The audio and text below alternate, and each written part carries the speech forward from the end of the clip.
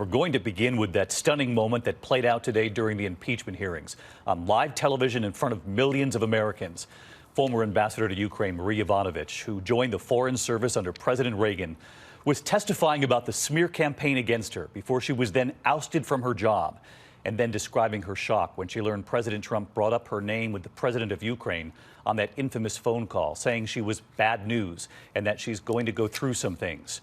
She described how that was threatening, unsettling, and then today, the tweet from President Trump right in the middle of it all. They read it to her on live TV. She was stunned again. Democrats and Republicans taken aback, and ABC's Mary Bruce leads us off tonight from the Hill. The ousted ambassador to Ukraine, Yovanovitch, came to tell her story of being targeted by the president's allies, not knowing that she would soon be targeted again. I come before you as an American citizen who has devoted the majority of my life, 33 years, to service to the country that all of us love. As ambassador, she says she came under attack by the president's personal attorney, Rudy Giuliani, who saw her as an obstacle to the politically motivated investigations Trump was hoping for. That she was smeared by the president's son and a host on Fox News. Looking to save her job, she reached out for advice from the president's mega donor and U.S. ambassador to the EU, Gordon Sondland. He suggested that I needed to go big or go home, and he said that the best thing to do would be to, send out a tweet, praise the president, that sort of thing. And what was your reaction to that advice? Well, my reaction was that I'm sure he meant well, but it was not advice that I could really follow. It felt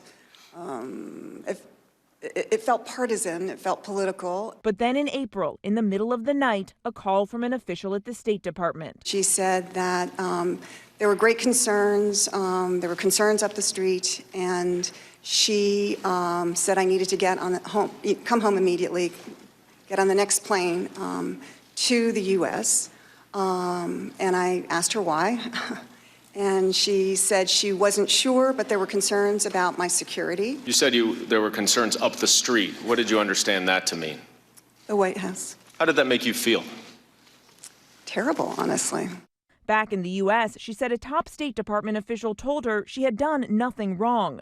Then, in September, Yovanovitch stunned as she read the transcript of the president's phone call with the Ukrainian leader, Trump calling her, quote, bad news, adding she's going to go through some things. I was shocked, absolutely shocked, and devastated, frankly.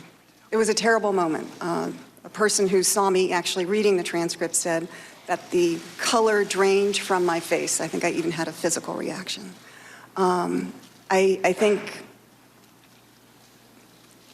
even now, words kind of fail me. Did you feel threatened? I did.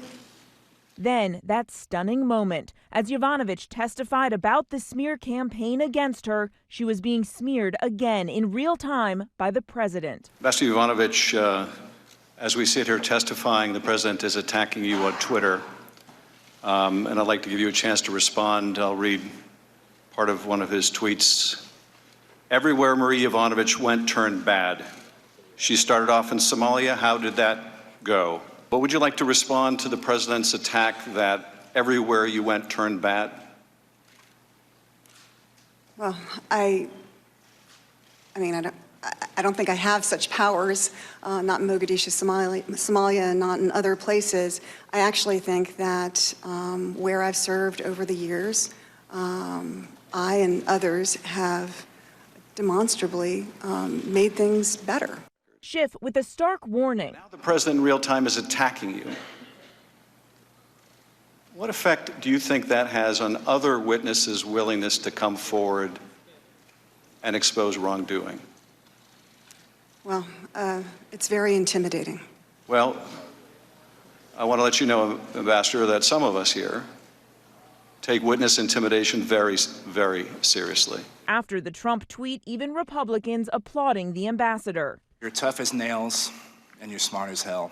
And you're a great example of what our ambassadors should be like. We are lucky to have you in Foreign Service, and I again want to thank you for your tremendous public service. But Republicans argued that Yovanovitch's testimony is not relevant to impeachment, that she returned from her post well before the president withheld nearly $400 million in military assistance to Ukraine, as he was asking them to investigate the Bidens.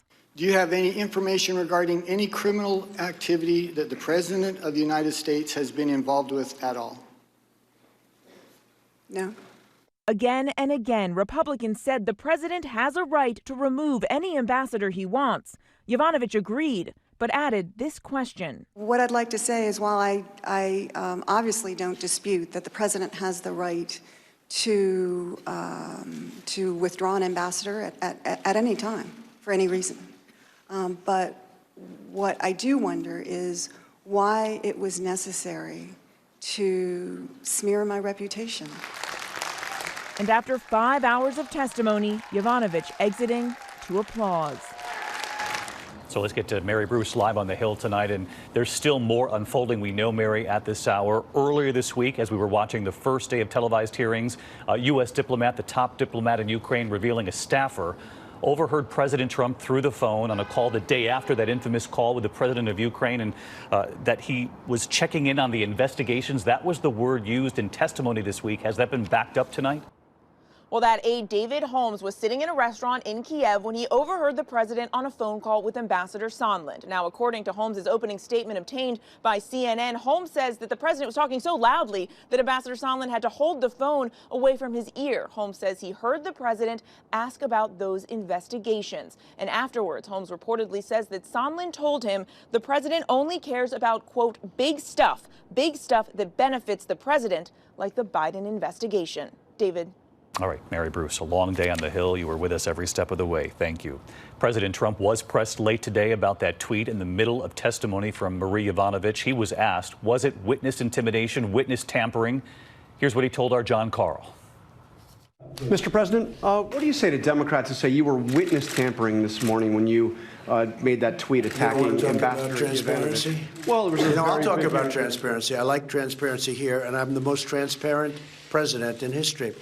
And I'll tell you about what tampering is. Tampering is when a guy like Shifty Schiff doesn't let us have lawyers.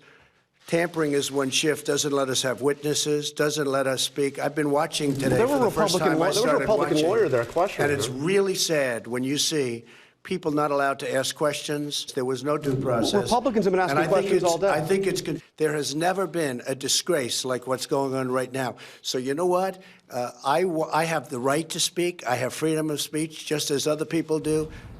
Let's get to John Carl. He's live at the White House tonight. And John, the president says he has the right to speak. We just heard him say that there. And the Democratic chair, Adam Schiff, said today, with millions watching, that they will take witness intimidation very seriously. And John, even blindsided, some Republicans were blindsided by this tweet. The Republicans were blindsided, David, and unhappy about it. Republican Congresswoman Liz Cheney said the president was wrong, saying, quote, Yovanovitch is somebody who's been a public servant to the United States for decades. I don't think the president should have said that. White House officials were caught by surprise as well. One official telling ABC News they were, quote, flabbergasted by the tweet, calling it an avoidable error. That said, officials here are insisting that this was not witness tampering. They point out that the president tweeted after Yovanovitch had already started her testimony and wouldn't have known about it if Schiff hadn't mentioned it during the testimony. All right, John Carl live at the White House. John and Mary, thanks to you. Hi, everyone. George Stephanopoulos here. Thanks for checking out the ABC News YouTube channel. If you'd like to get more videos, show highlights, and watch live event coverage, click on the right over here to subscribe to our channel. And don't forget to download the ABC News app for breaking news alerts. Thanks for watching.